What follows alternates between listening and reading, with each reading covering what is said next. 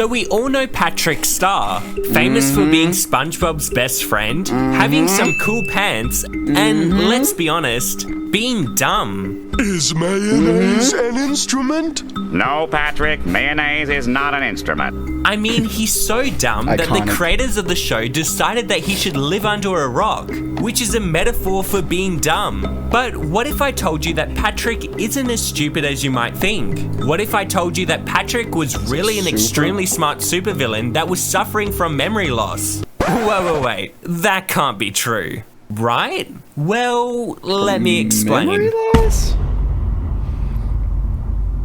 Every theory So on before we Patrick, dive hang on. too deep in- Every theory on Patrick is that he's actually smart.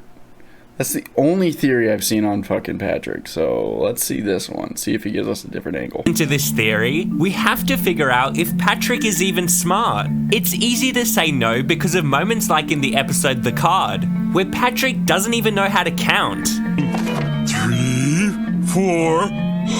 What's gonna happen next? 5? This book's good. I'll take it. But strangely, throughout the fucking show, hilarious. there are moments when Patrick actually seems intelligent. For example, in the episode Squidtastic Voyage, when SpongeBob and Patrick get trapped inside Squidward, Patrick comes up with a plan to get out of Squidward that even surprises Sandy, who's a scientist. We could filter the CO2 through our ballast tanks, refire the engines, and ride the shockwave out of here.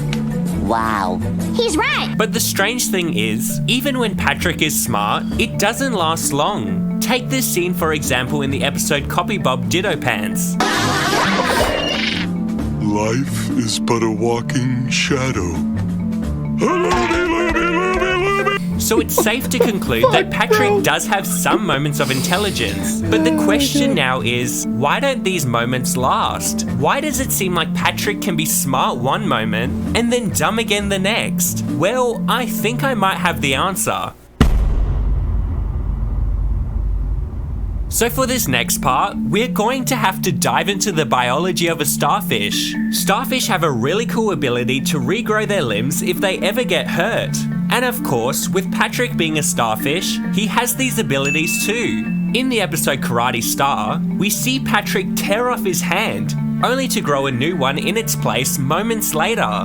This is an important detail, because in the episode Patrick Smart Pants, Patrick loses his head and replaces it with a piece of brain coral. However, even though he wears the brain coral for over a week, his body doesn't grow a new head to replace the old head he lost. This must mean that Patrick's head is artificial and isn't part of his body. And there's actually a lot of proof for this theory.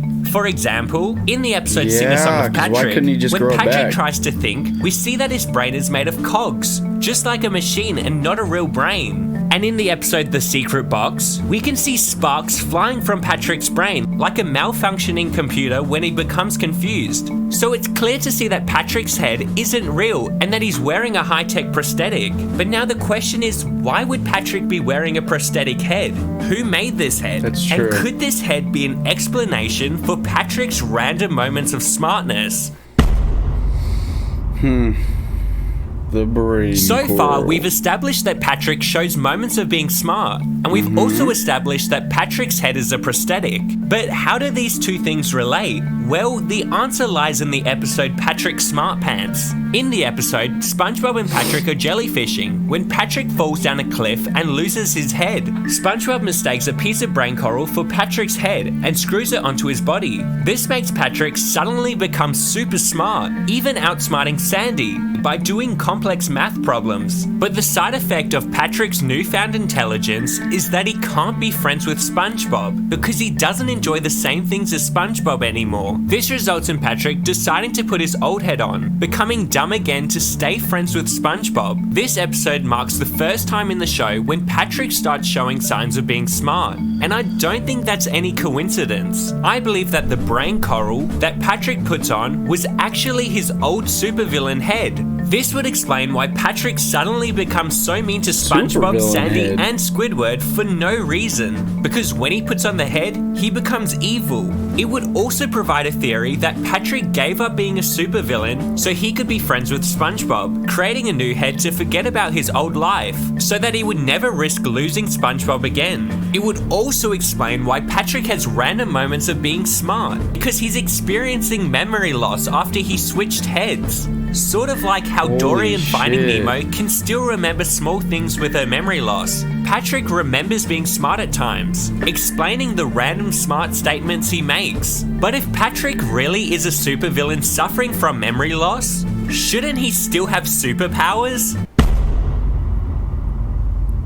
Oh shit. Throughout the show, if you look Okay. closely, Patrick has been shown to have various superpowers. One of the main superpowers Patrick displays is super strength. In various episodes, you can see him lifting up his rock with no trouble at all.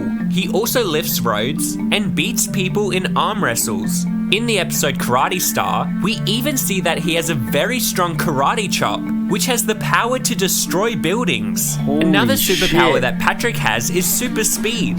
In the episode The Great Patty Caper, we see that Patrick is able to run faster than a moving train. In the episode Mermaid Man and Barnacle Boy 5, we also see that Patrick has the ability to stretch himself like elastic. And let's not forget, Patrick is also shown to be very smart throughout the show. So with all these superpowers, like most superheroes out there, Patrick gets super hungry using so much energy. This could explain why Patrick is seen eating so much food. However, he isn't that overweight. I mean, in the episode What's Eating Patrick, we see Patrick eat 1,000 Krabby Patties, and yet he doesn't get fat. So now that we've established that Patrick does have superpowers, I'm going to explain why Stop the cap. Patrick isn't a superhero, but rather Let's a admit he's a little chunky. Okay? Let's just villain. the dreaded Patrick. So the question now is, how do we know Patrick is really a supervillain and not a superhero? Well, one of the most obvious signs is Patrick's interaction with Mermaid Man. Every time Patrick visits Mermaid Man with SpongeBob, Mermaid Man starts randomly screaming evil. This appears to just be a funny gag, but why would it just happen when Patrick is around? Is there something Mermaid Man knows that we don't? In the episode, SpongeBob meets the Strangler. When Patrick is accused of being the Strangler, instead of denying it, he instead says, For all we know, he could be the Strangler. I'm the Strangler? No, I should have known. That's a bit strange if you ask me, That is especially kinda if you're weird. being accused of being someone evil. But these are just minor moments. The real proof comes from the SpongeBob video game titled Nighty Nightmare. The game is set inside Patrick's dream, where he believes he is a superhero trying to save Bikini Bottom from a villain known as, wait for it, the dreaded Patrick. Now take a second to think about what this says about Patrick's subconscious. Patrick is a hero who needs to save the city from himself. Is this Patrick getting flashbacks to his old villainous life? And if you need any more proof, the dreaded Patrick's evil lair turns out to be Patrick's own house. Patrick clearly sees himself as a villain in this dream, and I believe that's because he truly was a villain, but became so evil that he lost his best friend SpongeBob. So using his smart skills, he made a new head for himself that would allow him to forget about his evil past and keep his friendship with SpongeBob. He must have discarded his villainous Holy head with the shit. brain coral, and that's why Patrick changed so much when he put it back on, pushing SpongeBob away again. So that's why by the end of the episode, he chooses to return to a dumber version of himself to save his friendship with SpongeBob, just like he did when he was a supervillain. But hey, do you believe this theory? Let me know in the comments. Thanks for watching all you cool Wow, guys. That's crazy. What do you guys think? You know, I thought at first the theory was a little bit of a stretch at first, I thought. You know, with the whole brain coral, like him putting his head with the brain coral and shit, that's kind of a little bit of a stretch to me. But dude, the video game with him being a supervillain and him trying to stop himself, that kind of puts an insight to his head and what he's actually thinking. So that actually makes a lot of sense. But comment what you guys think down below. And yeah, we're going to go react to Squidward's theory. So I'll see you in the next one. Peace out.